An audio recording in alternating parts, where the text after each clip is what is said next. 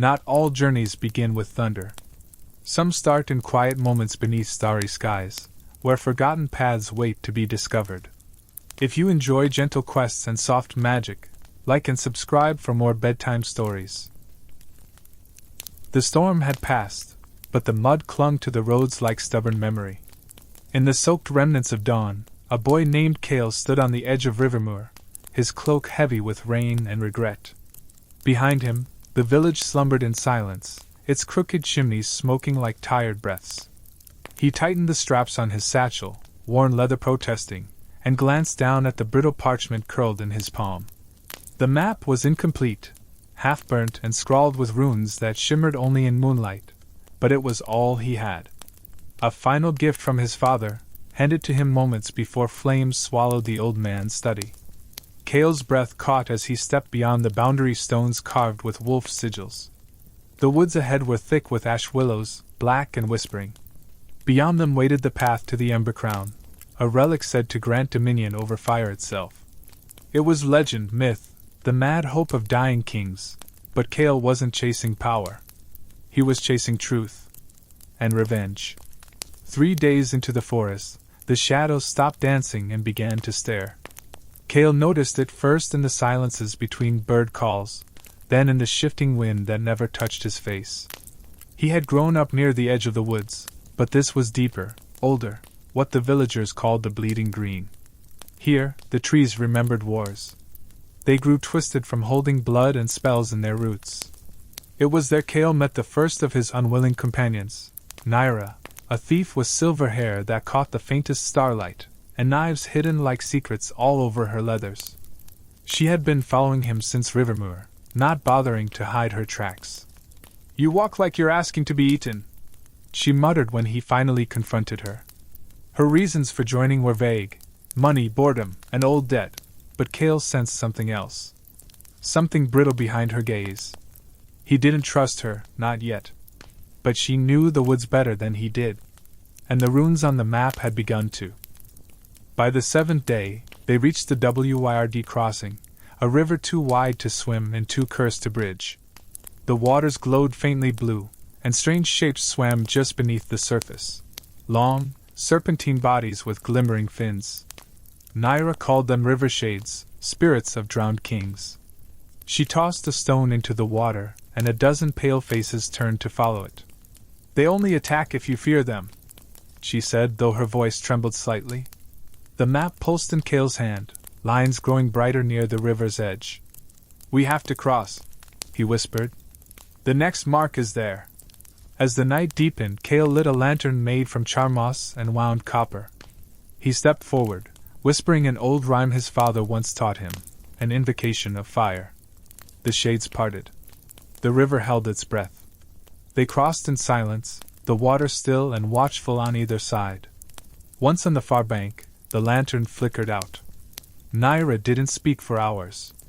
Their path twisted upward into the Ridge of Teeth, a craggy spine of cliffs haunted by wind spirits and the bones of failed climbers. Here Cale's map warped. The runes bled together, forming new instructions in ink that glimmered like emberlight. "It wants us to climb," Cale murmured, and Naira shook her head.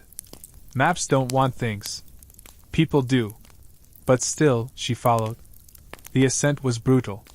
Rock gave way beneath their fingers, and birds with too many eyes circled overhead. Halfway up, they found a cave etched with old sigils, warding marks used by the flame-callers of legend.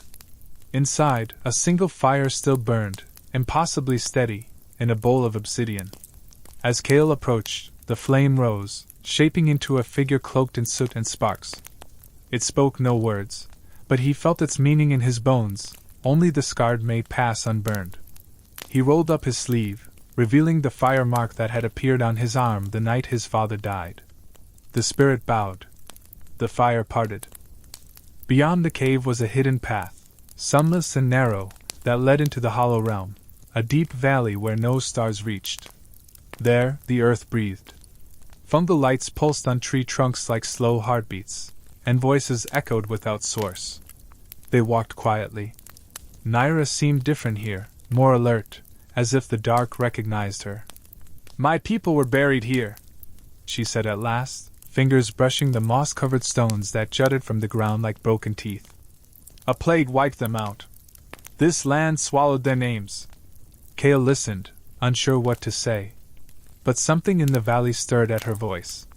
A great root rose from the ground, curling like a beckoning finger. Upon it bloomed a flower of pure fire. Kale stepped closer, and it opened, revealing a piece of the map, no longer charred but whole. He pressed it to the fragment he carried. They fused. The runes danced. The ember crown was not just an object, it was alive. And it was watching. As they emerged from the hollow realm, a new traveler awaited them at the border, a tall man wrapped in furs, face shadowed by a wide hood. He held a staff carved with flame motifs and introduced himself as Brannick, a fire priest from the fallen temple of Cindervale. "The crown stirs," he said, eyes fixed on Kale. "And with it, old powers awaken. You walk a dangerous line, child." Kale bristled at the word child, but said nothing. Brannick carried knowledge Kale needed. He spoke of the ember crown as more than a relic. It was a prison and a key. Ages ago, a fire god was bound within it to stop the world from burning. Now, someone was trying to unbind it. "Why?" Kale asked. "Because chaos is easier to worship than order," Brannick replied. Naira didn't trust him, but they needed his guidance.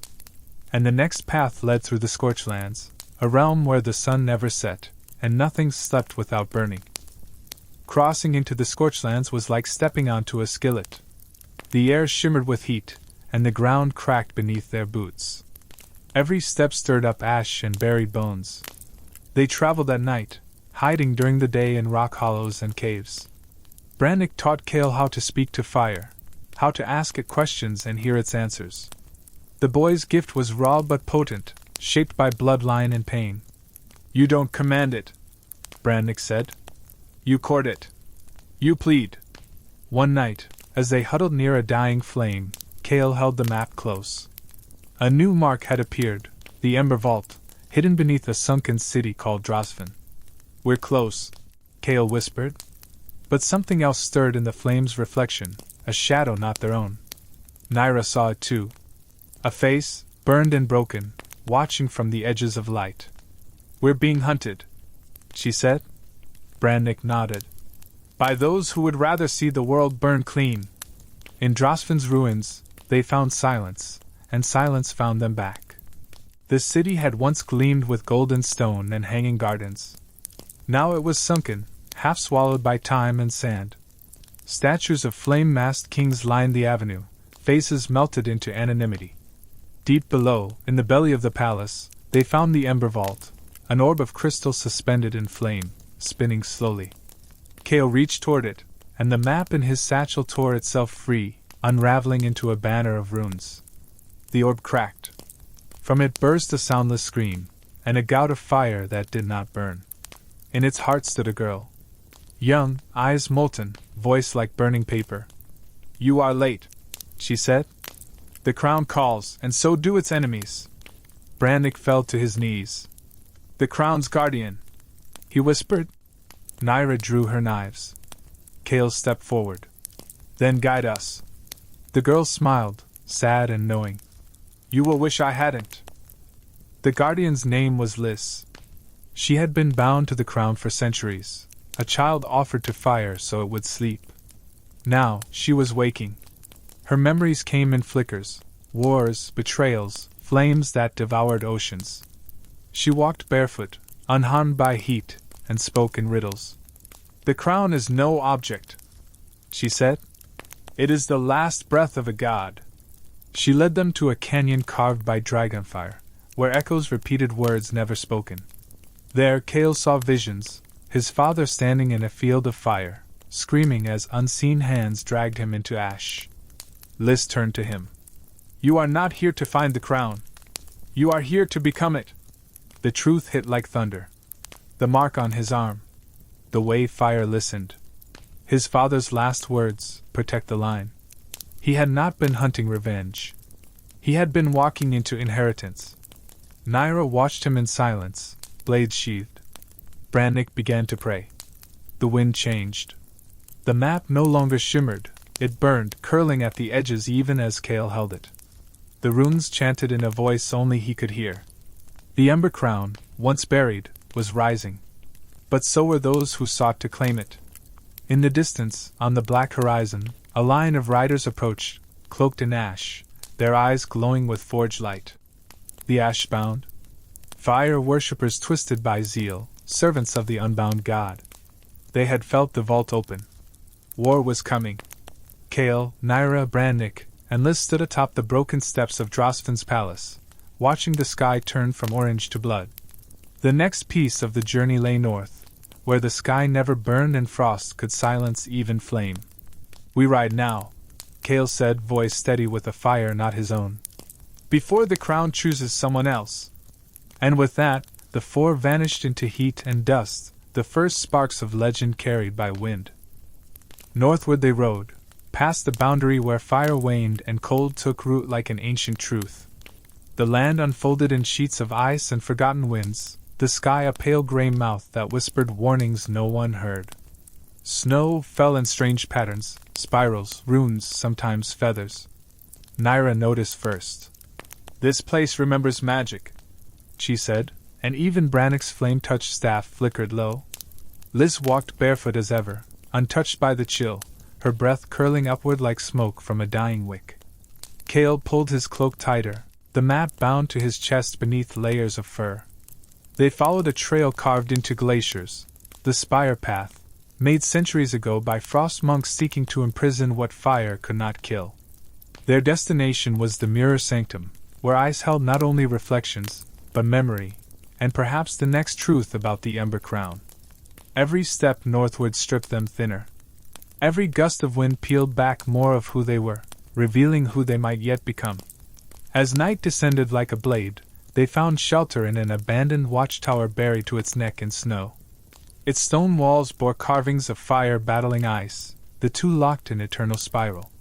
Inside, they found dry wood and sealed lanterns, a miracle. Brannick built a cautious flame. "It's not the fire I fear," he murmured. "It's what it reflects in this place." Cale stared into the flickering light and saw images he didn't want: his mother's funeral, his village in ruins, the crown blazing in his palm while Naira screamed. Liz sat in the corner, humming a tune that turned the air warm. "This tower was once called Orner's Watch," she said. "It marked the line beyond which no flame caller could go without surrendering their spark." Cale looked out the frost-rimed window. In the distance, a thin blue light flickered atop a mountain. "The Sanctum," Brannick said, and fear sharpened his voice. "If the Ashbound reach it first, the balance breaks. Ice cannot hold flame forever." The ascent toward the Sanctum tested more than muscle, it tested memory. The wind howled in voices familiar and cruel. Naira heard her brother's laughter, lost to plague. Brannick heard his mentor weeping. Cale heard his father's last breath, replayed over and over like a curse. Liz alone walked without flinching, leaving no footprints. When they reached a ridge overlooking the Sanctum, the sky cleared. It was a dome of flawless ice, embedded in a cliffside like a frozen eye. It pulsed with slow light, each beat the rhythm of a dying god's breath. They camped at the rim of the glacier, watching. Then Cale saw it, movement in the ice below. Shapes, human but wrong. Cloaked in frost ash, with limbs too long and eyes like cracked glass. "Frost kind," Liz whispered. "They were once monks. Now they serve the cold. But something's wrong. They shouldn't stir unless the vault is breached." Naira unsheathed her blades. "Then someone's already inside." Cale drew the map. A new rune pulsed in its corner, shaped like a crown, pierced by snow. They descended into the Sanctum under cloak of darkness. The entrance yawned wide, flanked by statues of faceless kings. Inside, ice creaked like old bones. Each step echoed for miles. The halls were filled with mirrors, walls of crystal reflecting not just their forms but their thoughts, their fears, their futures. Cale saw himself crowned in flame, his eyes hollow. Naira saw herself alone, kneeling before graves. Brannick saw fire consuming his temple, and himself smiling. "It tests us," he said. Only those who understand both heat and cold may reach the heart chamber. In the deepest hall, they found the mirror flame, an eternal fire suspended in a glacier, flickering without consuming. Liz knelt before it. This is where the crown was first broken, she said. Split into 5 echoes. The vault was only one. Cale felt the rune on his arm sear again. The flame called to him, reaching through the ice. But when he touched it, the ice cracked, not in warning, but in welcome. The mirror flame showed Cale a vision. He stood atop a battlefield of fire and frost. The sky bled stars, and the ground writhed with armies both living and dead. At the center stood a woman cloaked in molten chains, her eyes burning suns. "Do you know what you carry?" she asked. "A choice, not a crown. You can end this world, or restart it." Then the vision broke, and Cale fell to his knees, the mark on his arm glowing like a brand. Liz helped him up, face unreadable. "You saw her," Brannick whispered. "The mother of embers. She forged the crown before time had name." Cale looked toward the mirror flame. "She's coming back, isn't she?" Liz nodded. "The echoes are waking. When they align, she will rise to claim her creation, or burn it." Naira reached into her pack and pulled out a shard of black glass, pulsing faintly. "Then we need to find the next echo. Fast. Before someone else does." The glacier groaned beneath them, and somewhere far below, a horn blew. The frost kind had awoken. They rose from hidden vaults beneath the sanctum, swarming the halls with silent fury. Their blades were jagged ice, their breath a freezing fog. The group ran, slipping through mirrored corridors that changed with every glance. Brannick held the rear, flame staff blazing. "Go! I'll catch up!" he roared. Cale hesitated, torn, but Liz pulled him onward. "You can't burn a path for everyone. Sometimes survival is sacrifice." They burst into the upper atrium, where the light of the mirror flame shone through a crack in the dome. Naira leapt, driving twin daggers into a frostkind's chest, only to find it split in two and reform behind her. "They don't die right!" she shouted.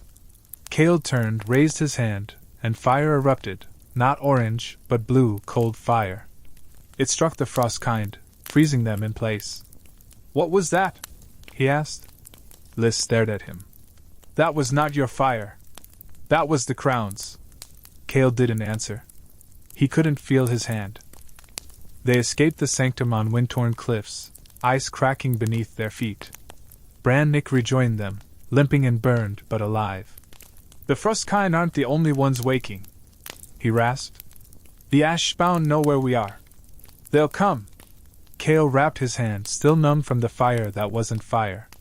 The map unfurled again, new runes burned into it, a spiral path through the hollow peaks, ending at a place called the Shendrift. "That's where the third echo lies," Liz said. "But it's a cursed land. Even fire won't burn there." Naira snorted. "Then we'll improvise." As they trudged away from the sanctum, Cale looked back once. The glacier cracked once more, and from its depths, a low, thunderous cry echoed upward. The flame had been disturbed. The crown had taken notice. And Cale could no longer tell where his magic ended and the crown's began. He feared that when the time came, it wouldn't let him choose. On the road to a Shendrift, the terrain warped, ice gave way to brittle stone, and the sky turned from steel to soot. Villages they passed were empty, their hearts cold and doors open. Signs of struggle marked the walls. Charred handprints. Words scratched in languages Cale didn't know. One night, they came upon a campfire still burning, but no one nearby. Brannick approached cautiously, then recoiled. "The fire's been hollowed," he said. "Fed on soul." Liz touched the flames. "The ash-bound have begun their rites. They're preparing the crown's vessel." Cale's blood ran colder than the wind. "Vessel?" She looked at him with something like pity. "You didn't think you'd simply wear it, did you?" He turned away, fists clenched. He could feel the map vibrating again. The third echo was near. But something darker followed them now, shadows with purpose. And in Cale's dreams, the crown whispered not of glory, but of hunger. Ashendrift lay in ruins, once a fortress of fire scholars, now a graveyard of ash and bone. The echo here was buried beneath the obsidian well, a pit once used to cool magical weapons. Now, it pulsed with molten memory. As they descended, voices surrounded them, chants in forgotten tongues, prayers from long-dead lips. Kale's mark burned hotter. When they reached the well's bottom, a crystal floated above the lava, a shard of the crown, spinning slowly. Liz stepped forward, but the shard flared, rejecting her. Naira tried next, no reaction. Kale approached. The shard flew into his chest. He collapsed. Time shattered. In his mind, 1,000 lives played at once, kings, beggars, warriors, children, all wearers of the crown. All consumed. He screamed, and the lava rose. Liz plunged her hand into the fire and pulled him out. "You hold 2 echoes now," she said, her voice flat. "You're halfway to the end. And the crown is waking." Outside the obsidian well, the ash-bound waited. Dozens of them, riders cloaked in soot, priests with molten brands, and at their front, a woman of flame and steel. Her voice rang like a bell struck in war. "Give us the boy," she said, "and the world need not burn again." Kale stood, still trembling, but his eyes held fire. "Too late," he said. "It's already burning." Then the sky opened, storm and fire and memory crashing at once. Naira threw her knives. Brannick raised a shield of smoke. Liz closed her eyes and vanished into flame. The second battle for the crown had begun. And far above, unseen by any of them, the final echo stirred, beneath sea, beneath sorrow, beneath time. Waiting. The sea welcomed them with silence. Not the peaceful kind, but the heavy quiet of a world that had long since stopped listening. Kale stood at the edge of a shattered dock, watching the moonlight ripple across black water. Behind him, Naira picked dried blood from her blades, her expression unreadable. Brannick was wounded, burned down one side, his breathing shallow. Liz sat cross-legged near the remains of a drowned lighthouse, her eyes shut, whispering things the sea seemed to echo. The battle at Ashendrift had left them fractured. The ash-bound had retreated, but not defeated. Their leader, the woman of steel and fire, had spoken Kale's true name aloud before vanishing. A name only his father should have known. Now they stood at the edge of Viremouth, a sunken city buried beneath centuries of salt and silt. According to the map, the third echo of the crown lay at its heart, locked in a temple built from whalebone and memory. Kale clutched the map, now glowing steadily. The sea would not give this peace freely. To reach Viremouth, they enlisted the help of a strange mariner, a weathered man named Corvin who piloted a living ship called the Breachling. Its sails were gills, its hull a ribcage of coral that pulsed with slow light. "The deep doesn't just drown you," Corvin said, his voice like driftwood snapping. "It remembers you. And it shows you what you gave it." Liz nodded solemnly, and Kale noticed her stepping lighter, her form more translucent than before. "I've been here before," she said, though her voice lacked certainty. "A long time ago. Or maybe not yet." Brannick lay in the ship's dark cabin, feverish. His staff glowed fitfully by his side. Naira spent her time near the railing, watching the horizon, muttering the names of the dead. Kale held the map each night and listened to its hum. The closer they sailed to Viremouth, the louder the hum grew, until even Corvin noticed and made a warding sign with his fingers. "You're calling something," he muttered. "Something old. And hungry." They found the city at dawn, or what passed for dawn beneath the veiled sky. Viremouth rose from the sea like a dream halfway remembered, stone towers bent like knuckles, bridges made from ships' spines, and endless windows that watched without blinking.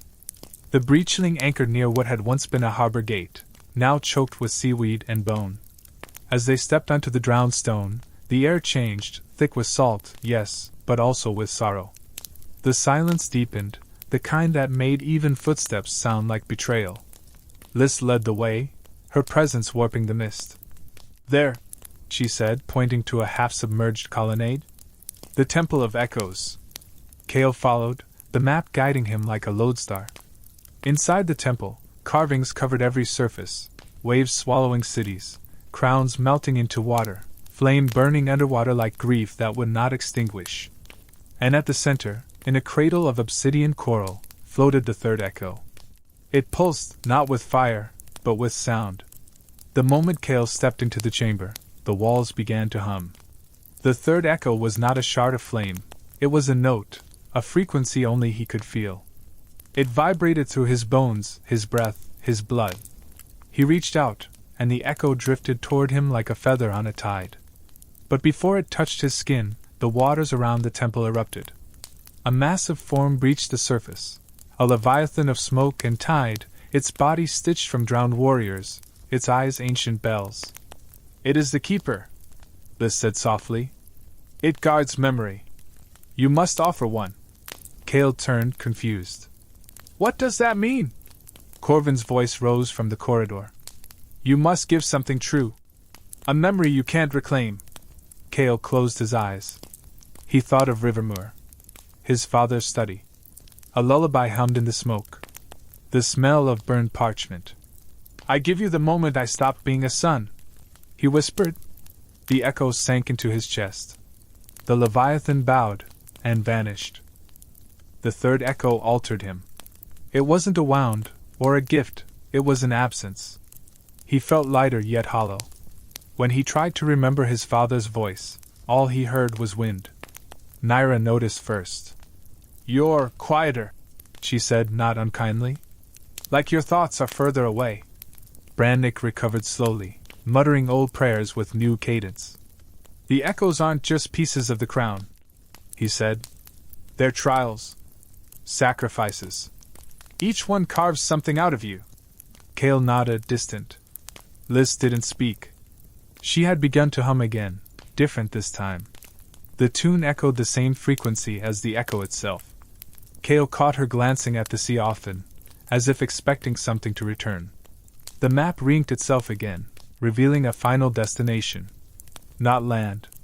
Not sea. Below. "The crown was buried before time," Liz said one evening. "The last echo lies in the hollow deep, where no gods tread.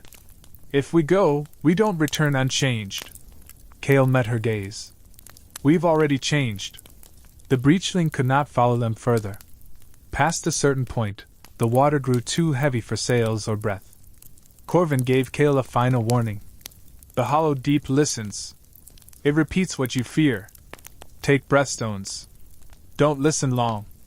They descended using dive robes and sunroot lanterns, their bodies wrapped in cloth woven from tide threads. As they sank below, light, sound warped. Brannick's prayers twisted into songs Kale had never heard. Naira blinked at visions in the dark, her brother, her mother, her own hands stained black. Liz drifted like a wisp, no longer touching the sea, no longer casting a reflection. "We're near the crown's tomb," she whispered. "I can feel her breath." Kale felt pressure on his chest, his soul. The three echoes within him pulsed as one. Ahead, a light bloomed, cold, green, rhythmic. The entrance to the tomb of flame, the place where the crown had last wept. But something else stirred, something old. Not the ash-bound. Not the Keeper. Something deeper. They reached the tomb, a cathedral carved into the seabed from obsidian and regret. Doors 10 stories high opened at their presence, not by force, but recognition. Inside, time hung in curtains of light and water. The chamber held a throne of glass, shattered, and upon it lay the fourth echo, a coil of pure silence, tighter than death. As Kale approached, visions assaulted them all. Naira screamed as her hands turned to ash. Brannick wept as his staff crumbled. Kale stood alone in the ruins of the world, the crown in his hand, nothing left to save. The silence offered him peace. No war, no fire, no choice. Just end. He reached forward, and Liz caught his hand. "Not yet," she said, voice full and fierce. "Not without knowing why." She raised her hand and sang the tune of the third echo. The silence recoiled. Then Kale took the fourth echo. It burned nothing, froze nothing. But he felt everything inside him stop, and begin again. Now Kale carried 4 echoes. fire, mirror, sound, silence. Each one altered him, and together they remade him. He no longer cast a full shadow. Flames bowed in his presence. Words spoken near him sometimes reversed. And dreams no longer belonged only to the sleeping. Naira watched him with wary loyalty. Brannick prayed less, and when he did, he prayed to Kale. Liz grew quieter. "You're becoming what the crown wants," she said. "Soon it won't be a matter of choice.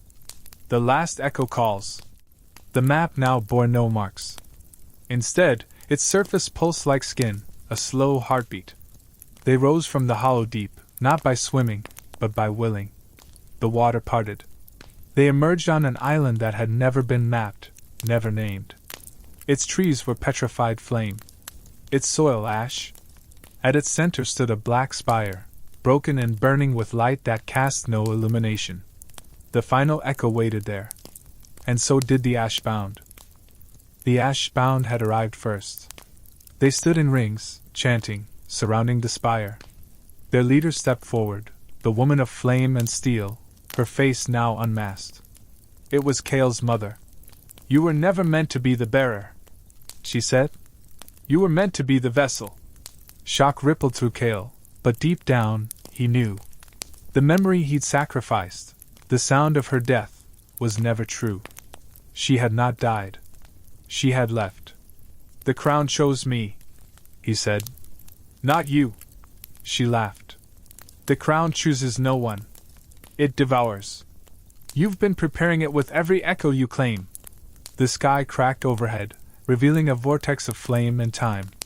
The spire began to crumble. "You want to destroy the world," Kale said. "No," she replied. "I want to remake it, without the pain we carried." Kale stepped forward. "Pain is not the problem. Forgetting it is." Then he called the echoes. Fire rose. Sound shattered. Silence hummed. And the crown descended. The crown was not a thing. It was all things unforgotten. A circle of time, a knot of flame, a song of silence. It hovered above Kale's head, pulsing with the weight of memory. His mother tried to seize it, but it burned her, then embraced her. She screamed, not in pain, but in remembering. The Ashbound faltered. Brannick dropped to one knee. Naira stood behind Kale, her daggers now made of light. Liz wept, and vanished. "The world doesn't need kings," Kale said. "It needs keepers." The crown agreed. It did not place itself on his head. It entered his heart. The spire imploded. The map burned away. And Kale stood, not as a god, not as a tyrant, but as the remembrance. Flame flared once, then went still. The echoes quieted. The journey was not over, but the crown had chosen not a master, but a memory that would walk. And behind them, the world slowly began to heal. The world did not shatter. It bent. Like iron folded in flame, it reshaped under the weight of what had been awakened. Kale stood at the heart of the island, where the spire had collapsed into a crater of molten stone and silence. The echoes no longer floated or whispered, they breathed with him, through him, anchoring the crown not to his body but to his memory. All around, the Ashbound scattered, their fervor broken not by war but revelation. Even their leader, Kale's mother, had vanished into the crown's pulse, consumed not by vengeance, but truth. In the aftermath, the land itself responded. Trees of embered bark cracked and bloomed, petrified roots turned soft with dew. But healing was not peace. Across the sea, kingdoms stirred. Scryers saw the skies burning and interpreted it as omen. In distant capitals, priests declared a false flame rising. The crown's return was not a conclusion. It was a signal. And Kale, still not god, still not king, found himself hunted not by zealots, but by the fear of what he now carried. The crown had no throne. So Kale built none. Instead, he and his companions wandered, tending the wounds they found, villages caught between drought and superstition, cities collapsing under the weight of forgotten promises. In each place, the echoes responded differently. Sometimes a well long dried would overflow. Sometimes a sick child dreamed of fire and woke healed. Sometimes a song would pass from one person to another, though none could recall its origin. Naira stayed at Kale's side, her silence less guarded now, her knives used more often to carve food than throats. Brannick, older and slower, became their teacher, telling stories by night, cataloging the changes in the world like a priest of new rites. And Liz was absent. Since the crown had taken root in Kale's heart, she had not returned. Kale felt her sometimes, in dreams, in the curve of light on river banks, in music that faded before it could be heard. She's part of the crown now, Brannick said. The part that remembers mercy. But power never passes unnoticed. In the northern steppes, a conclave of flamesmiths forged a rival crown, a crude imitation built of gold and rage. They crowned a boy tyrant barely 12, whose laughter echoed like burning glass. In the east, windshapers tried to cage a thunder god and carve from its storms a blade sharp enough to cut memory itself. And in the west, the ash-bound remnants found new voice, not in flame, but in ink. A false scripture began to spread, the unwritten testament, claiming Kale as destroyer, not savior. They fear what you might do, Naira said one evening, her fingers tracing the blade she no longer used. Because they've seen what others have done with less. Kale said nothing. The echoes stirred within him, a slow churn of power and restraint. He still woke some nights with hands burning, dreams of fire devouring language, thought, identity. The crown was quiet, for now. But the map, long since burned, still hovered in his mind. Its final rune remained unclaimed. Not flame. Not silence. Ash. The rune of ash did not appear as a place, but as a pull. It tugged Kale's steps southeast, into a land no one recalled and every map refused to mark. It's where the first names were buried, Brannick said. Before kingdoms. Before fire. A place built of memory, and its refusal. They entered through a veil of salt wind and thick air, where words died before they were spoken. The land beyond was not dead. It was pre-alive, soil waiting to remember what it once was. The trees had no leaves. The rivers ran backward. Shadows did not follow, they led. It was here that Kale heard the first song of the unwritten, a lullaby without melody, etched in silence, that erased thought like rain scrubbing chalk. They're building a crown of forgetting, Naira whispered. One that burns memory away instead of preserving it. Kale stepped forward. Then I'll burn its shadow, he said, though his voice sounded distant. The echoes within him grew still, not in fear, but in anticipation. At the heart of the land of unwritten things lay the pale basilica, a temple carved from stone bleached by loss, filled with scrolls made of silence. It had no doors, only thresholds. Inside, Kale found the final echo not as flame or song, but as absence. A void so pure it resisted meaning.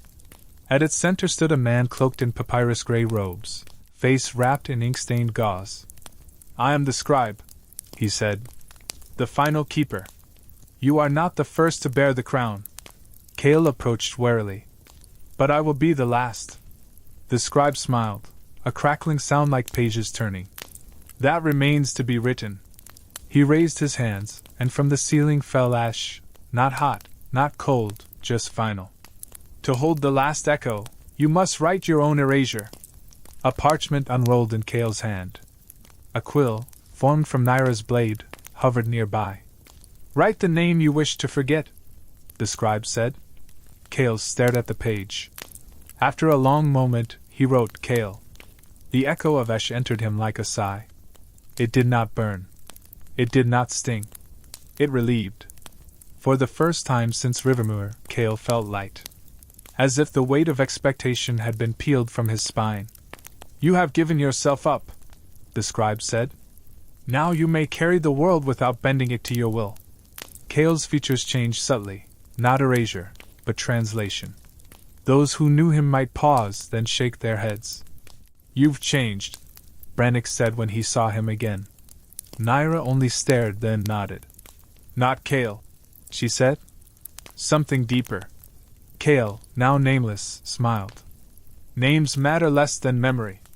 The echoes aligned within him. 5. Complete. Crowned not by fire alone, but by sacrifice, silence, sound, reflection, and now ash. The crown shimmered not as a circle, but as a path. He could walk away. Let it dissolve. Let the world begin again. But the world still burned in places. Still hurt. And he still remembered. With the 5 echoes within him, Kale, now only the bearer, began the final phase of his journey. No longer chased, he was now sought by those who yearned for closure, for flame to illuminate their dark. They found him in ruined chapels, on battlefield borders, in nursery rhymes sung by orphans. He didn't speak often. He didn't need to. The echoes did. Where he walked, pain did not end, but was remembered rightly. Grief was not erased, but made gentle. Fires that once devoured now warmed. He refused thrones offered, denied temples built in his name. When asked what the crown truly was, he said only, "A promise not to forget." And still, something stirred. For while the world began to heal, the echoes whispered of one more burden, the 6th. An echo unspoken. A final flame beyond knowing. Not buried. Not broken. Hidden. In a place none had dared to map. "A false end is still a kind of lie," Brannick said one evening. The bearer nodded. "Then we will walk beyond it." They returned to Rivermoor. Not as it was, but as it had become, a place rebuilt from memory and ash. The village recognized the bearer without knowing him. The stones whispered his footsteps. The wind bent around him like a friend unsure how to greet a ghost. There, in the remains of his father's study, he found a single flame still burning. It had not consumed the books, nor the desk. It burned in a jar sealed with twine. The last gift. "One memory left," he whispered. Naira stepped forward. "Do you want it back?" He shook his head. "I want to know what I gave up." The jar opened. The flame rose, not wild, but tender. It danced before him, forming the shape of a boy in a cloak too large, clutching a map that shimmered in moonlight. A beginning. A choice.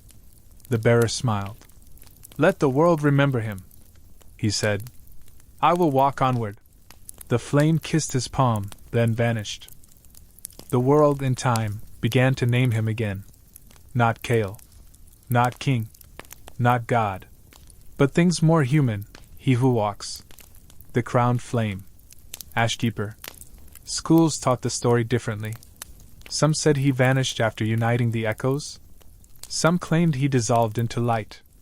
Others whispered that he still walked, somewhere far, waiting for a world worth resting in.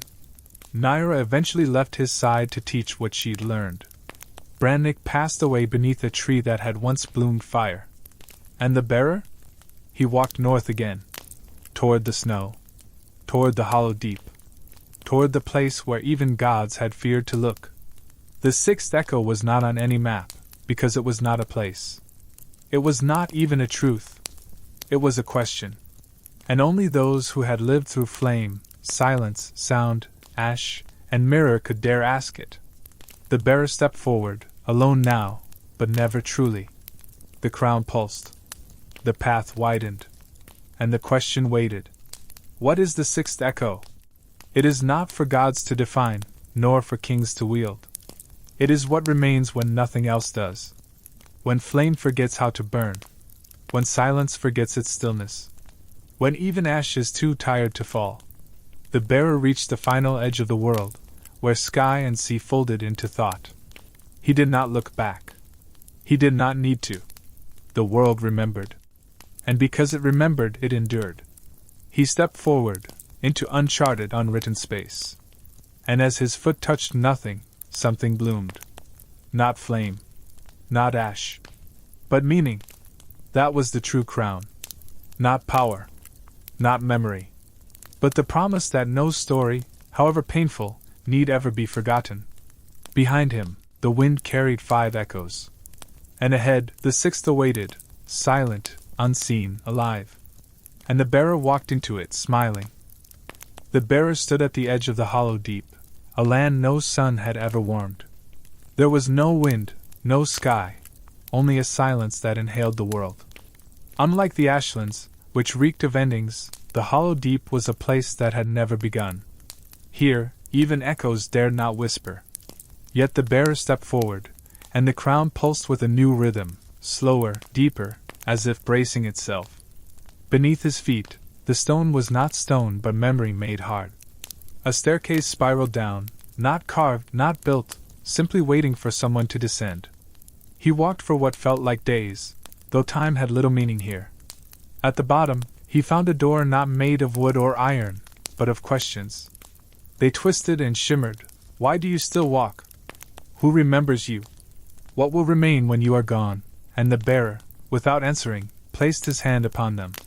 The door dissolved into thought, and he stepped through into the place no flame had touched. The sixth echo did not reveal itself as flame or form. It was absence. But unlike the absence of ash, which followed memory, this was before memory, primal, weightless. The bearer wandered through a world of gray light and endless surface. No sky, no ground, only the in-between. Occasionally he glimpsed figures, a girl brushing dust from a shattered harp, a child folding paper boats into a sea of fog, a cloaked figure writing names into stone that melted after each word. These were not people, they were fragments, remnants of might-have-beens. This place, said the bearer aloud, is not forgotten, it is unmade. The echoes within him stirred, confused. The flame shrank. The silence cracked. The sound stuttered. The mirror blurred. Even ash drifted too quickly here, unable to settle. The bearer pressed on. If the sixth echo was here, it was not something to be found, but something to be understood. Or perhaps, remembered before it ever was. At last, the bearer found a single tower rising from the nothing, built not of stone but of unwritten moments. Each step he climbed felt like a life unlived. At the summit sat a throne, empty, vast, and unfinished. Around it spun 6 orbs of dimming light, each flickering with a familiar rhythm: flame, silence, sound, mirror, ash, and one dark sphere, cold and still. As he approached, the orbs aligned above him, forming a crown not of fire, but of possibility. "You seek the sixth echo," said a voice. It came not from behind or above, but from within. "But you already carry it." The bearer closed his eyes. "I carry fire, and silence, and song. I carry reflection and loss. But not this. Not yet." The voice pulsed again. "The sixth is not given. It is not earned. It is chosen." The orbs pulsed once, twice, and shattered into motes of thought. Only the cold orb remained. "Then I choose," the bearer whispered. "I choose compassion." With that word, spoken not as power, but as promise, the cold orb ignited. Not with fire, but with warmth. A glow that did not burn, but embraced. The echoes within the bearer harmonized, not as tools or weapons, but as a choir of being. The crown reshaped, not as a circle to wear, but as a light that shone through the cracks of the world. In that moment, the hollow deep began to change. Walls of unmade stone softened into clouds. The lost figure stood still, not restored, but remembered. And Kale, the name he had once surrendered, returned, not as identity, but as intention. He was no longer the bearer. No longer flame. No longer forgotten. He was the choice to remember gently. A world breaker who had become a world mender. And as the crown without fire settled upon him, invisible to all but those who truly needed it, the sixth echo found its shape. Not destruction, not power, not silence, but hope. Kale returned to the waking world through a gate of mist and time. No one noticed at first. He walked among farmers and stonemasons, children and widows. Not a savior. Not a prophet. A man. The flame no longer trailed behind him. It flickered within others now. A baker told stories of strange warmth in her oven on cold days. A mason said his hands no longer trembled when carving names into graves. A girl in a coastal town painted stars only she could see. Kale passed through, offering nothing but presence. And slowly, the myths began to unravel, not to vanish, but to soften.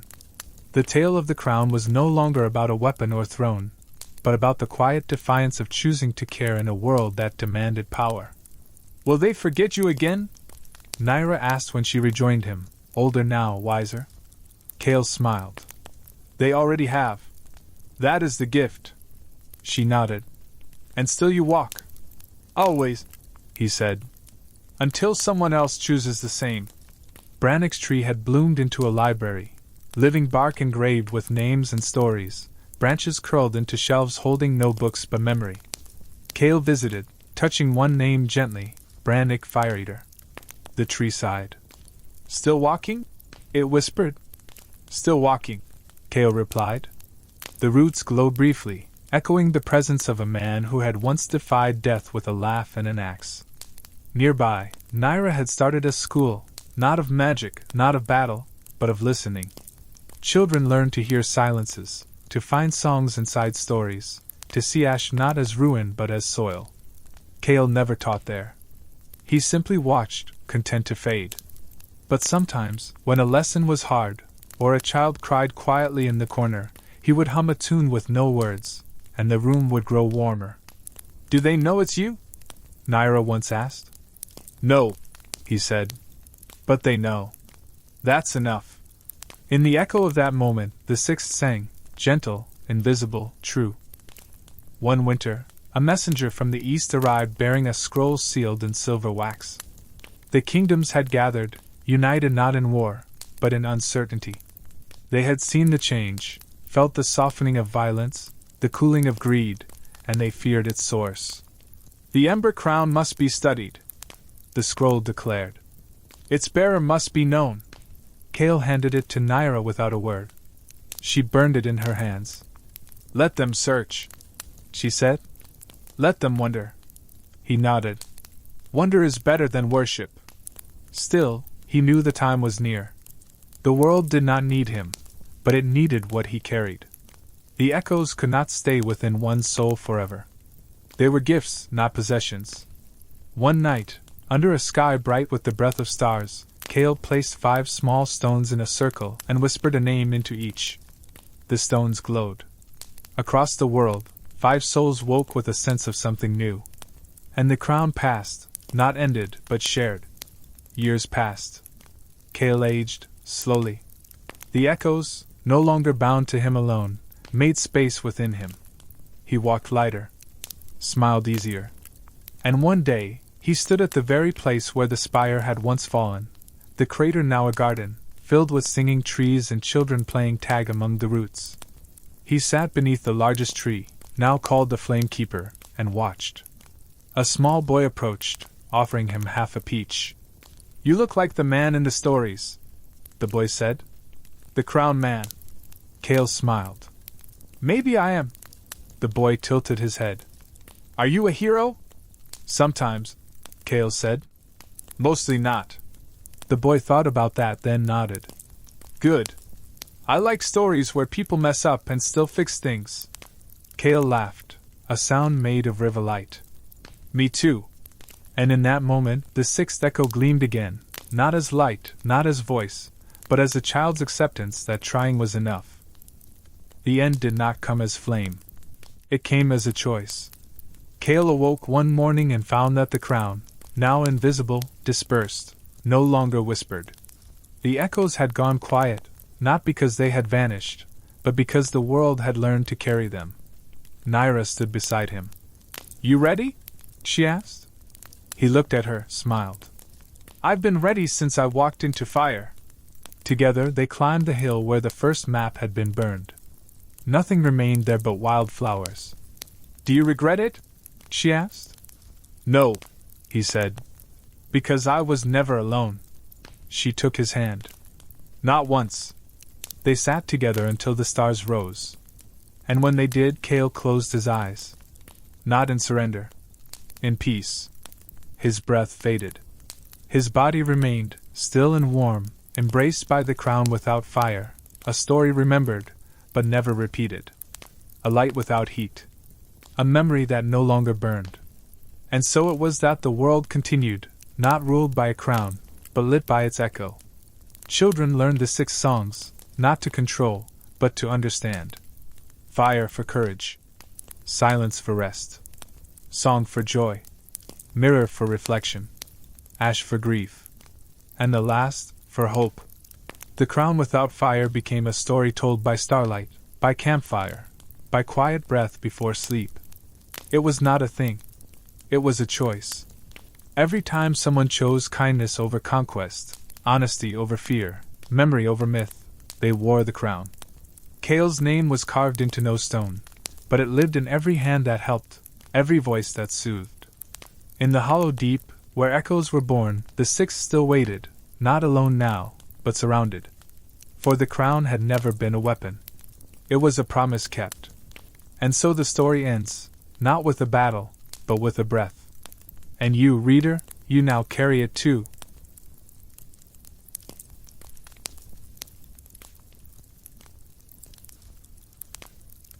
The sky broke open the night the star fell. Across the eastern highlands of Valerian, every shepherd, soldier, and scholar watched as a streak of white fire carved through the firmament, trailing sparks like falling feathers. It struck the mountains near Duskmere with a roar that cracked windows 3 kingdoms away. The old legends spoke of starfall only in riddles, but the truth came swift and clear. Something ancient had stirred. Beneath the crater, buried deep in obsidian and glass stone, pulsed a shard not of this world, warm to the touch, whispering in forgotten tongues. For young Selim of Dunridge, a stable hand with more dreams than coin, that night marked the end of the ordinary. He had seen it fall with his own eyes while fetching water from the stream, and even as the village panicked, something in his chest told him it had fallen for him. Selim's dreams turned restless in the days that followed. He saw flame-winged beasts circling a black spire, voices chanting beneath a blood-moon sky, and always, always, the same sigil, a circle split by a burning line. He tried to ignore it. Dunridge needed hands to rebuild the barns shattered by the tremors. Yet the dreams wouldn't let go. When he confided in Elder Maelan, the village's lorekeeper, the old man grew pale. Maelan spoke of the Ember Path, a journey once walked by the Starborn, those chosen by fate to confront the Shard's call. He showed Selim a hidden text beneath the floorboards of the shrine, its pages etched in gold and smelling of ash. "The star does not choose lightly," Maelan said, voice low. "But once it calls you, boy, your world burns behind you." With a knapsack, a dagger, and 3 days' bread, Selim left Dunridge under the cloak of night. No one stopped him. Some watched from doorways, hollow-eyed and afraid. Others whispered prayers. He took the north trail toward the Vale of Galder, where Maelan said the Order of Ash might still linger, ancient guardians of the star's wisdom, long thought scattered or dead. The journey was cold, and the winds seemed to carry voices half-heard. On the 3rd day, as he crossed the Ashridge Pass, he met the first sign of what the star had awakened. A beast of stone and smoke, taller than a cottage, blocked the path, its eyes glowing with ember light. Selim had never fought anything beyond rats in the grain store. But when he gripped the dagger, it burned with a sudden, strange heat, no longer iron, but bright with starlight. The battle was clumsy, frantic. Selim dodged and stumbled, relying on instinct rather than training. Yet each time he swung the dagger, it left trails of searing light in the air. The stone beast roared, flailing with molten claws. In the end, it was not skill but desperation that saved him. He plunged the blade into the beast's exposed core, and it shattered in a flash of red crystal and smoke. Selim collapsed, breathless, hands shaking. As the dust settled, a faint echo drifted on the wind. First trial passed. The voice wasn't his. Nor was it entirely human. He rose slowly, staring at the blade now fused with glowing veins, like burning rivers under glass. Whatever had chosen him, it was watching. And it was not done. Beyond the pass, the land grew strange. Forests whispered with forgotten languages, and the animals stared too long, too knowingly.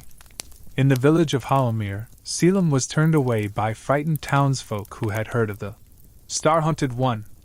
Only one soul dared approach him, a girl named Saris, with a cloak of dusk feathers and eyes like storm clouds. She claimed to be a star scribe, one of the Lost Order who chronicled the paths of the Chosen. "You think you're the first?" she said with a grim smile.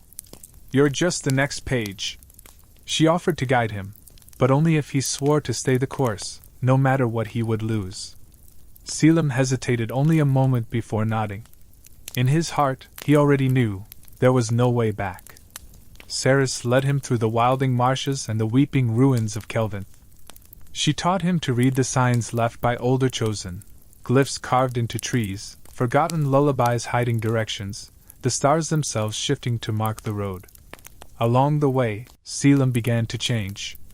His eyes glinted silver in moonlight. His blood ran hot when danger drew near. One night, as they camped by a river, he heard the dreams of a sleeping deer, images and emotions like whispered poetry. Saris only watched him from across the fire. "The shard's waking you," she murmured. "Piece by piece." Selim stared into the flames, wondering how much of himself would remain when the path ended. Trouble followed them. The Red Seekers, robed fanatics devoted to extinguishing all Starborn, ambushed them near the old watchtower of Salgar's End. Led by a masked woman who called herself Viril the Unmaker, they demanded Selim surrender the dagger. "The star brings ruin," she hissed. "We burn what it touches." The fight was brutal. Saris unleashed blinding sigils that scorched the air. Selim, still learning, fought clumsily but with terrifying strength, his blade now pulsing like a heartbeat. Viril escaped with a curse on her lips. "You will walk the path to the end, and the end is ash." Selim tasted blood and smoke and felt, for the first time, a shadow flicker inside him. What if she was right? They pressed on to the Moonmirror Lake, where an ancient star's heart was said to rest beneath the waters. There Selim faced his second trial, not of battle, but memory. The lake drew him in, showing visions of his family, his childhood, all he had left behind. It asked wordlessly if he would trade it all for power, for purpose. He wept in the water torn. But in the end, he let the memories go, sending them adrift like fallen leaves. The shard beneath the lake rose, slow and silent, and the dagger grew a second edge. When he emerged, Saris looked at him with both pride and pity. "Few return from that lake unchanged," she said. Selim only nodded. He no longer felt the cold. The world itself seemed to react to him now. Storms rolled back when he passed. Birds circled overhead. Even the earth whispered in a way he could almost understand. But with each gift came a toll. He slept less, dreamed more. His shadow moved sometimes when he stood still. And always the pull of the north, where the fallen star lay buried, grew stronger. One night, by a circle of standing stones, Saris handed him an old, torn map. "We're close to the hallowed crater," she said. "But not all who go there come back." Selim folded the map without looking. "I'm not going to stop," he said. She nodded. "Then neither am I." At dawn, they reached the rim of the crater. Smoke rose from within, thick and slow. The land around it was dead, but unnaturally so, as if time itself had stopped breathing. They descended carefully, the dagger glowing with every step. At the center lay the shard, huge, broken, and humming with power. As Selim reached for it, a figure stepped from the shadow of a fractured pillar. He wore robes of silver thread and bore no eyes, only a band of polished glass across his brow. "You are not the first," the man said. "But you may be the last." Behind him, more figures emerged, watchers, guardians, or executioners. Selim's hand gripped the dagger, heart thunderous. The real path was only just beginning. And the stars were watching. The crater's silence was a living thing, thick and pressing, broken only by the strange figures surrounding the shard. They bore no weapons, but their presence crackled like a lightning storm. The eyeless man stepped forward again, his voice calm but heavy with power. "You have answered the first summons," he said, tilting his head as though listening to something distant. "Now you stand before the vestige. Speak your intent." Selim opened his mouth, uncertain. What was his intent?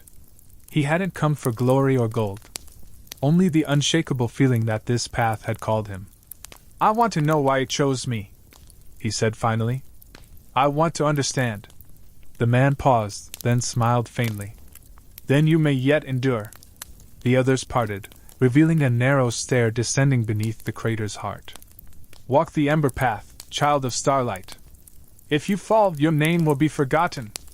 If you rise, he gestured downward, then your story begins in truth. Below the crater lay a city of the dead. Not corpses, no bones, no ash, but halls and towers sculpted from memory itself, shifting subtly with every thought Selim had. He and Saris walked among ghost echoes of ancient warriors, luminous figures drifting through scenes of long-lost battles, councils, and sacrifices.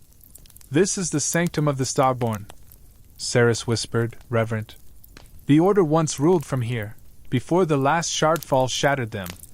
As they passed beneath a great arch, the walls flared with a pulse of golden light. Selim flinched, but Saris only nodded. It knows you now. You've touched 2 shards. The ember sees you as kin. At the city's center, a black spire rose from obsidian roots, humming with the same starlit rhythm as his blade. Inside, he would learn what the Order once was, and why so many sought to erase them. The spire's inner chamber was a library, but unlike any Selim had imagined. The books were not bound in leather but shaped from liquid light, coalescing into form when touched. Saris helped him navigate them, calling forth the records of past chosen. One had been a blind queen who calmed a volcano with song. Another, a thief who stole fire from the void. But many stories ended in silence, blank spaces, names half-formed. Those who failed, Saris said softly, or those who turned away. Then they found a name that chilled Selim to the bone, Viral of the Unmaking. Her file burned red, writhing like a wound. She was one of us, Saris said. She walked the path once. But something turned her. Something from beyond the shards. Selim touched the entry and felt the echo of Viral's fury. The flame consumes, her voice whispered, and the stars lie. Later, alone in a meditation hall, Selim sat cross-legged while the floor beneath him glowed with constellations. He breathed slowly, letting his mind drift. And then it came, the voice from the shard, clearer now. Not words exactly, but meanings. Images. A broken wheel turning. A gate aflame. A name, Iskaran. He saw glimpses of a vast presence sleeping beneath the northern glaciers, bound by 7 sigils.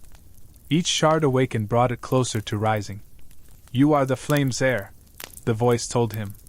You can wake it, or seal it forever. When he opened his eyes, the constellation had changed. A single star pulsed in the far north, brighter than the rest. The path had revealed its next step. Saris was waiting for him in the courtyard, beneath the pale bloom of ash trees. You saw something, she said without asking. Selim nodded. Iskaran.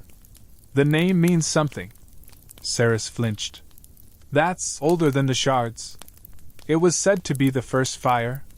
A god that fell asleep after creating the stars. Some say the shards are its dreams, scattered pieces of its will. Selim frowned. So if they're waking, then Iskaran wakes with them, she finished. And not all dreams are kind. That night, the two stood atop the spire as a storm gathered on the horizon. We have to go north, Selim said. Saris hesitated. Before we do, we need allies. Others still follow the ember path. Not all have fallen like Viral. Selim watched the lightning crawl across the sky. Then we find them. Before she does. Their journey took them west, into the Wraithlands, a cursed expanse where the veil between life and memory had grown thin. There, in the ruins of Meridel, they found the monk warrior Jalen, whose voice could calm spirits, and whose arms bore ember tattoos that burned when danger neared. He had once trained under the old order and remembered Selim's name from a prophecy spoken in a dream. 3 shall walk the fire's edge, he said. 1 born of starlight. 1 with memory's burden. 1 who stands between flame and frost. Selim asked him to join. Jalen agreed, but only after they helped him cleanse the shadow well, where the dead had begun to stir. In the fight that followed, Selim used his blade not just to destroy, but to guide the spirits onward. The dagger's twin edge glowed white and blue, balancing destruction and mercy. Afterward, Jalen bowed. You carry the ember well. Next, they crossed the Blackroot Basin, where the land itself had turned against the sky. Trees grew upside down, and rivers flowed backward. Here they found Vera, an exile of the Ember Order who spoke to birds and walked unseen by her enemies. She was wary, fierce, and full of scars, some on her skin, others on her soul. You'll only bring ruin, she said to Selim. Just like the last. But when he showed her the dagger, she paled. The blade of the twin fire. You're him. It took days to win her trust, but when Saris showed her a vision from the spire, Iskaron stirring, Vera cursed, then agreed. If the fire god wakes, she said, I want to be there to punch it in the face. Selim smiled. Their path was growing heavier, but also stronger. Together, the four journeyed toward the Frost Marches. Along the way, they passed other ruins, other signs that someone else was seeking the shards. Villages burned in silent circles. Temples desecrated with a single mark, a spiral of ash. At the border to the Frost Marches, they encountered a messenger pinned to a tree with an ember-forged blade. The body had no eyes, only smooth skin. Saris grew pale. Virils found the next shard. Selim clenched his fists. Then we're not fast enough. Jalen stepped forward. We don't need to be first. We need to be last. The ones who stop it from falling into the wrong hands. Selim looked to the north, where frozen peaks clawed at the sky. Then we climb. The Frost Marches were a land of silence and sorrow. Nothing moved unless it had to. The wind cut like knives, and old ruins lay half swallowed in snow. But deeper in, they found signs of ancient star-born strongholds.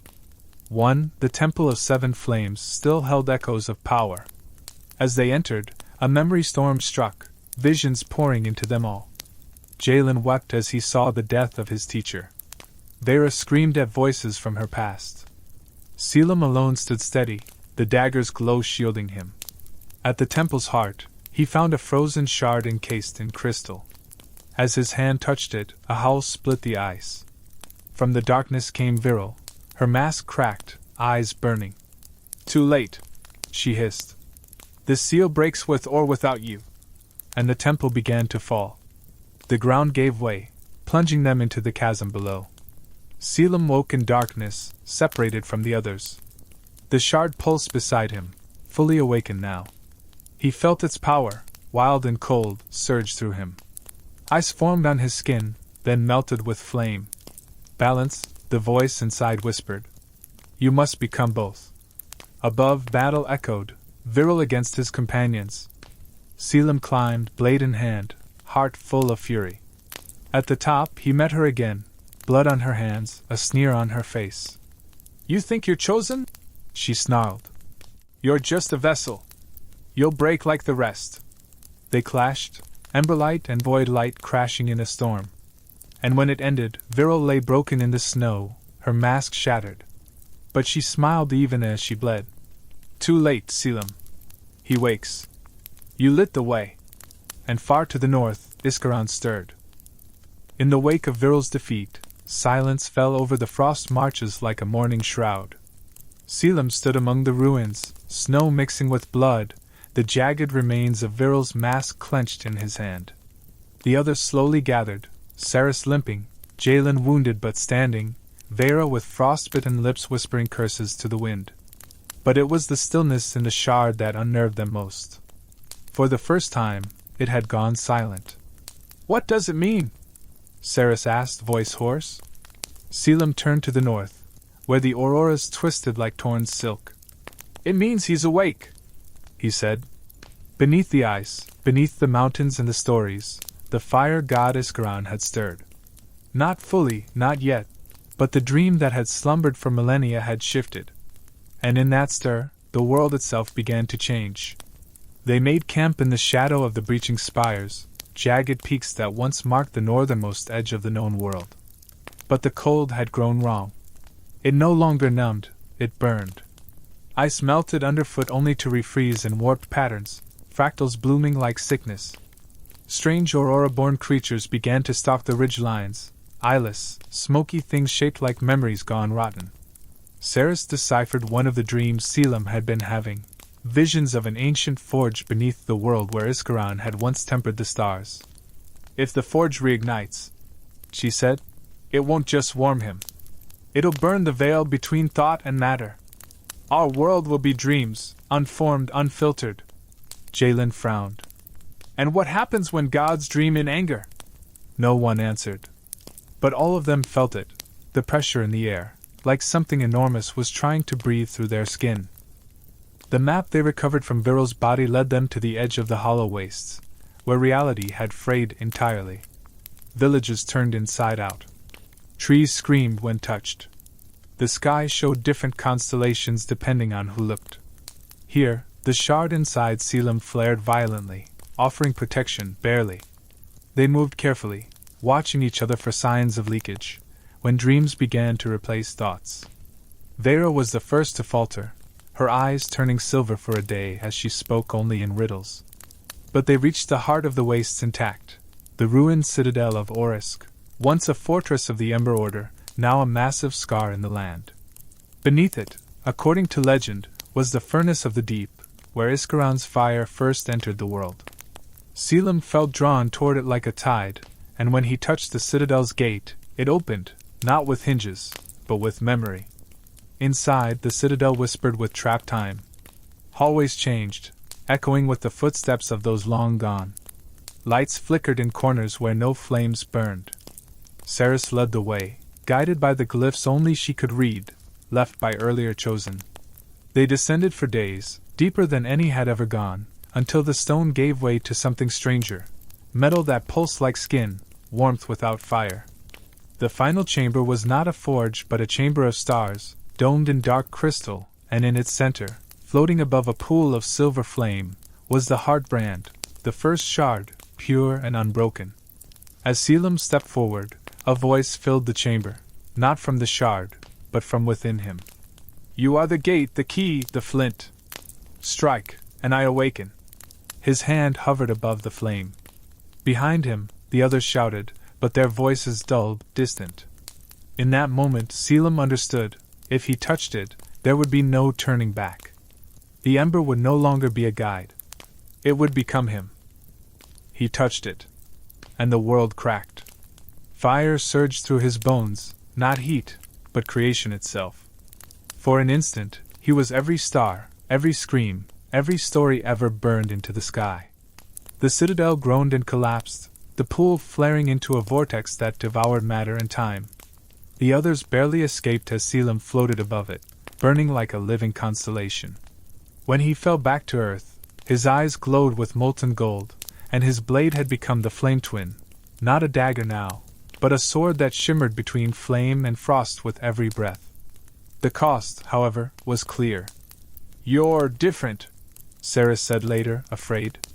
You're not Selim anymore. I am, he said. But I'm not just him. He saw the truth behind her eyes. She feared what he might become. He feared it too.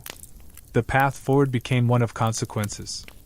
With the Heartbrand awakened, Iskaran's presence bled into the world more violently. Entire forests turned to glass under starlight. Mountains bled gold. People began dreaming of fire they'd never seen, and waking changed, marked by ember sigils they couldn't explain. Some went mad. Others began to follow Selim from afar, calling him the Flame Walker, the Chosen Reforged. A prophet, Jalen said with distaste. That's what they want. Someone to save them or doom them. Selim tried to speak to them, to tell them he was still only a boy who once cleaned stables. But they didn't listen. They burned incense in his name. And every time they did, the shard inside him flared warmer. Hungrier. The god that burns was no longer just beneath the ice. He was beneath Selim's skin. In the frozen valleys of Darrowheim, the last shard awaited. But it was not hidden, it called to him. Each night he dreamed of it, a tower rising from fire, a mirror that showed his truest form, a throne of molten glass with no one yet seated. The group pressed on, weary, wounded, but resolute. Vera admitted she no longer dreamed, only burned. Jalen's tattoos were now glowing constantly, and Saris grew colder with every step, withdrawing from Selim as if already grieving something not yet lost. "When you take the last shard," she said one night, "do you think there'll still be anything human left?" He didn't answer, because he wasn't sure. But he had to finish. If he didn't, someone else would. They reached the Fire Mirror Tower at twilight. It stood untouched by snow or age, rising into clouds, its stone flickering with inner fire. At its gates stood a woman, tall, red-robed, bearing Selim's face. Or almost. Her eyes were darker, her smile cruel. "I am Ashka," she said. "What you could be. What you will be if you take the throne." She was a future born of flame alone, with no balance, no restraint. "The world burns either way," she said. "The question is, will it burn because of you or for you?" Selim stepped forward, sword raised. "Then let's see if you bleed." What followed was not a duel but a storm, a battle of fire and will, of mirror against self. In the end, Ashka shattered beneath his blade, but with her dying breath she laughed. "You've already chosen. You just haven't admitted it." Inside the tower's peak, the final shard waited, clear as crystal, humming with a song that only Selim could hear. When he placed the flame twin beside it, the weapon split, one half flaming, one half frozen, each hovering on either side of the shard. "One for fire, one for frost," Saris whispered. "Creation and end. You must choose, Selim." The voice inside him returned, not as command, but invitation. "Sit. Rule. Burn. Or turn, and seal the flame forever." Selim turned to his friends. Vera watched him like a hawk, ready to strike if needed. Jalen bowed, solemn. But Saris held out her hand. "You don't have to be the god, Selim. Just be you." And in that moment, everything stilled. He reached toward the shard. But he did not take it. Instead, he took both halves of the flame twin, and plunged them into the ground. A cry echoed across the sky, ancient and enraged. The tower shook. The shard cracked. Iskaron screamed, not in pain, but in awakening. Selim fell to his knees as the air ignited, the stars turning red. "You denied him," Saris said, stunned.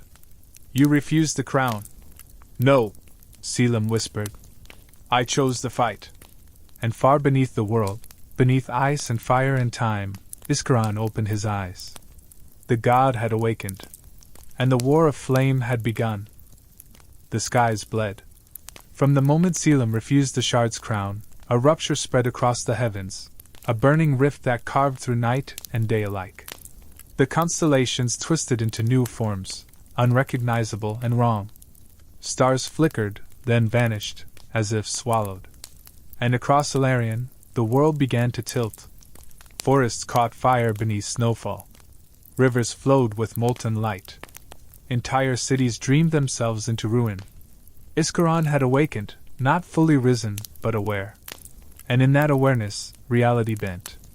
Selim lay for 3 days in silence, locked in some inner realm where he faced a mirror of fire that wore his voice.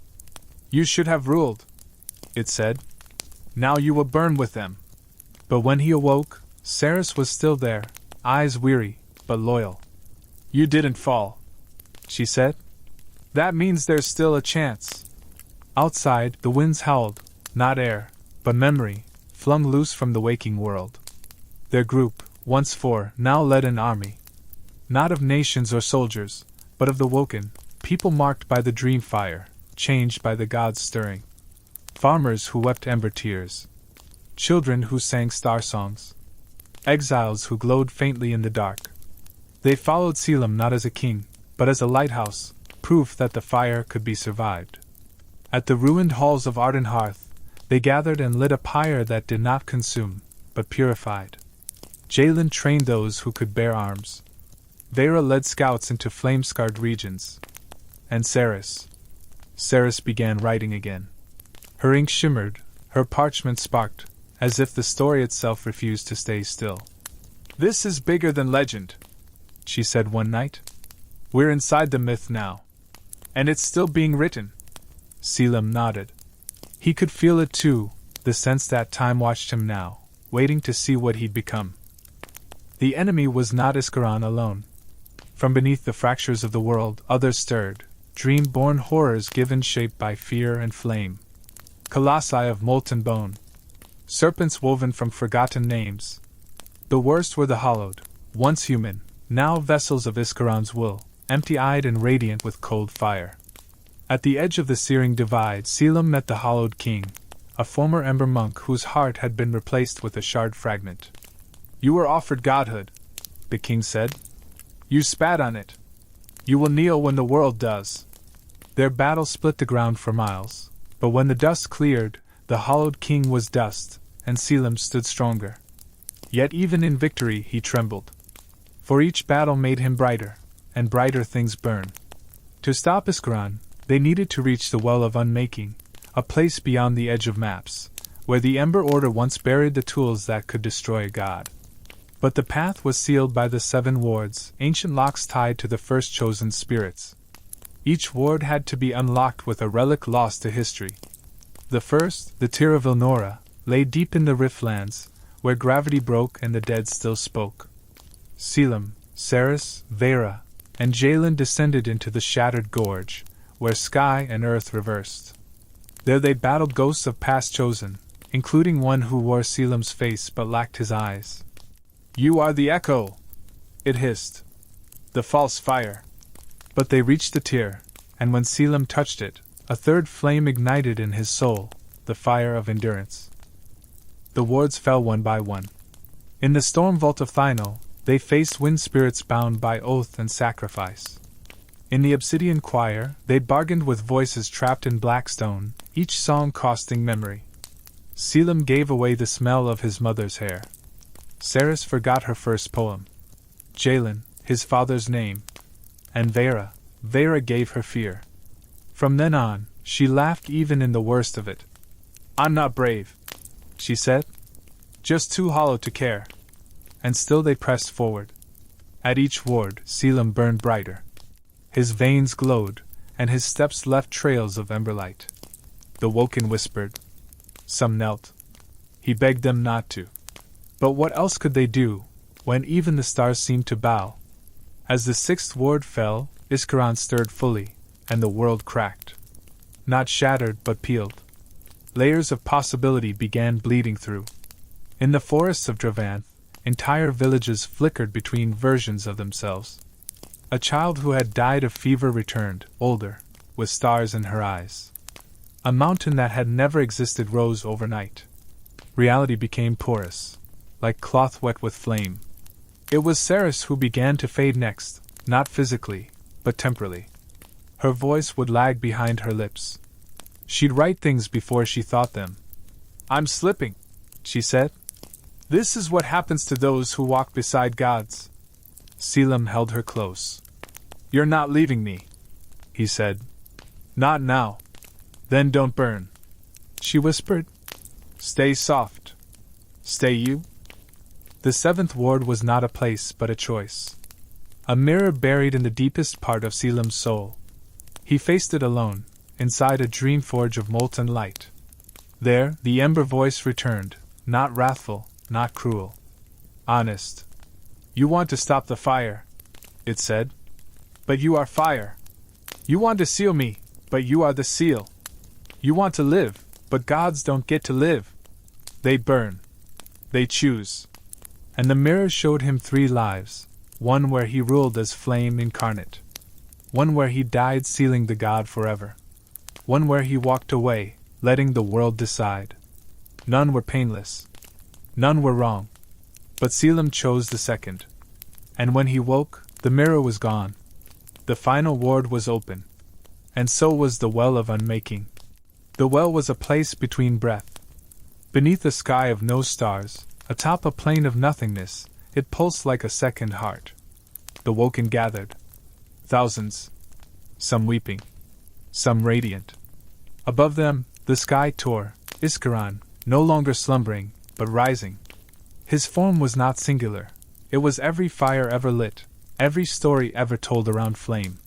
He was beauty and terror, warmth and obliteration. Selim stepped forward, twin blades drawn. "You wake to end the world," he said. "I wake to give it another chance." Iskaron laughed, and it sounded like a forge collapsing. "You are small." "Maybe," Selim said. "But I am lit." And then the sky fell, and battle began. It was not war. It was rewriting. Every blow Selim struck carved new stories into the world. Every wound bled myth.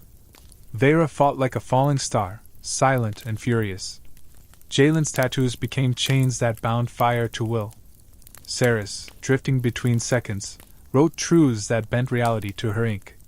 They fought through flame, through memory, through godhood. And when Selim reached the well's edge, Iskaron bore down on him with a voice that burned mountains. "You would kill what made you." "No," Selim whispered. "I would finish what you began." He plunged the twin blades into the well, and everything exploded. Time unraveled. Flame screamed. Stars blinked. And for a moment Selim was the god. He felt every fire in every hearth, every candle by every grave, every pyre, every spark in every storm. And he wept, not from pain, but from love. Then he let go. And the fire let go too. The world stitched itself anew. The skies calmed. The dreams faded. And where the well had been, now stood only a single flame, gentle, quiet, eternal. Selim stood beside it, alone. His friends gone. Or freed. Or beyond. But he smiled. Because the world was still burning. And it was beautiful. The war was over. The fire stilled. But peace was not silence. It was rebuilding, a slower kind of battle. One Selim had not prepared for. He stood alone where the well of unmaking had once pulsed, its presence now reduced to a quiet, flickering flame. It gave no heat, no light beyond its tiny glow, yet it warmed him more than any sun. Around him stretched the ash plain, a vast, flat land formed by the explosion of the final seal. The sky above was a pale canvas, no stars, no auroras, just endless silver. Time passed strangely here. He did not age. He did not hunger. He merely was. And every day, the little flame burned. When he spoke to it, it listened. But it never answered. It was not a god. Not anymore. It was him. For a time, he wandered the ash plain alone. Each step took him through moments. A flicker of Saris's voice, Vera's wild laughter, Jalen's calm nod. They were gone, not dead, but unanchored. The final burst of the well had scattered them across possibility. Maybe Saris wrote books in another world, where Selim had never been born. Maybe Jalen taught young monks in a monastery on the moon. Maybe Vera had become wind. He did not know. And it hurt deeply. Yet the ache was no longer a wound. It was a tether. Every place he touched remembered them. The trees bent differently. The rivers ran warmer. The world remembered. And that was enough to keep walking. He found remnants of the Woken. In the valleys of Glencairn, children still dreamed of fire, but not the burning kind. Instead, they saw warmth, protection, light in darkness. In the shattered spires of Orisk, a new order was forming, one not bound by god or shard, but by the vow to keep balance. They called themselves the Kindled. Selim watched from afar, never interfering. Some spoke his name with reverence. Others with fear. A few denied he ever existed at all. That last group amused him most. Perhaps that's for the best, he muttered once to the wind. He wasn't a god. He wasn't a hero. He had made choices, and the world had changed. That was all. That was enough. But the ember never let him rest completely. Each time he tried to settle, to disappear into the quiet corners of the world, a spark would flare. A child born with eyes of molten gold. A storm whispering in the old tongue. A creature half-dream, half-light slithering from a crack in reality. Iskaron was gone, but dream fire, once loosed, could never be fully caged. It lived now in the world's marrow. And so did Selim. You carry the ember, Ceres had once said. But what if it carries you? That thought lingered. Was he a flame kindled by the gods? Or a torch passed to the next hand? Either way, he could not stop walking. The world still called. And the ember still answered. One day, far to the south, he entered a forest he had never seen before, a place of blue leaves and humming trees. There he found a girl no older than 10, chasing stars with a net made of words. She wore a feathered cloak, like Ceres once had, and her hands glowed faintly when she smiled. "You're Selim," she said without fear. "The one who refused the fire and lit it anyway." He chuckled, surprised. "That's not how I remember it." She shook her head. "You made a new path. That's how we remember it." He asked who she meant, and she pointed to the forest. Shapes moved there, figures, half real, shaped from memory and hope. "The Emberborn," she said. "The ones after you." And just like that, he was not alone. They came in 2s and 3s, young, old, lost, driven. Each carried a spark. Not the full blaze he had once borne, but something subtler, more human.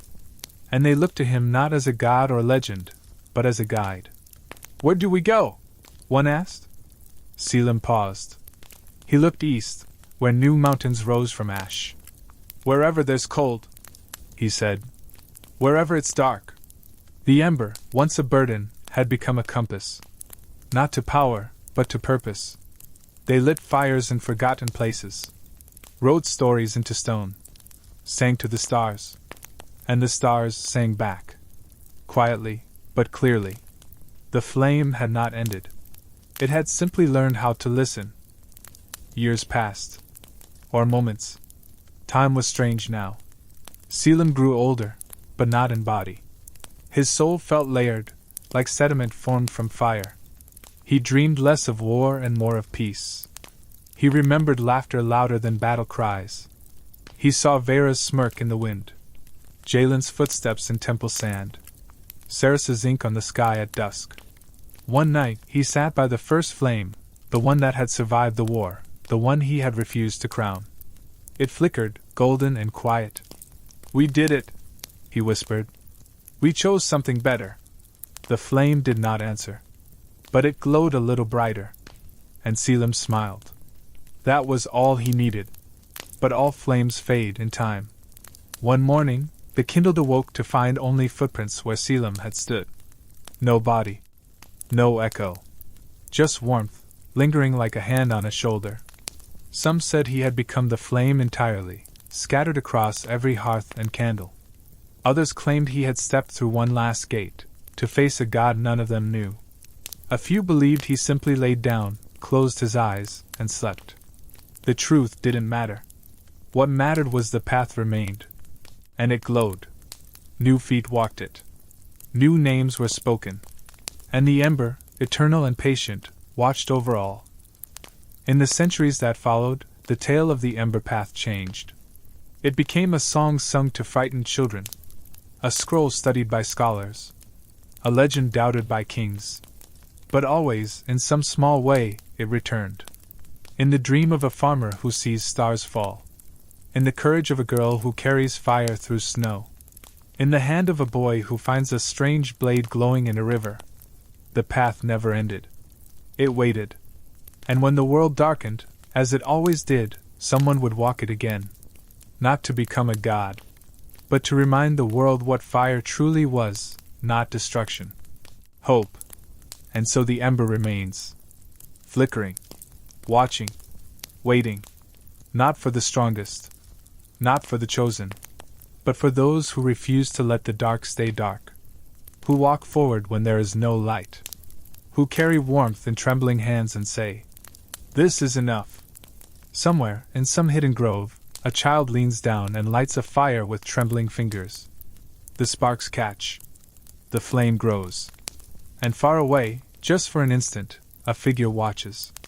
A man with emberlight in his eyes and stars on his shoulders. His name is forgotten. But the flame remembers. And the flame endures.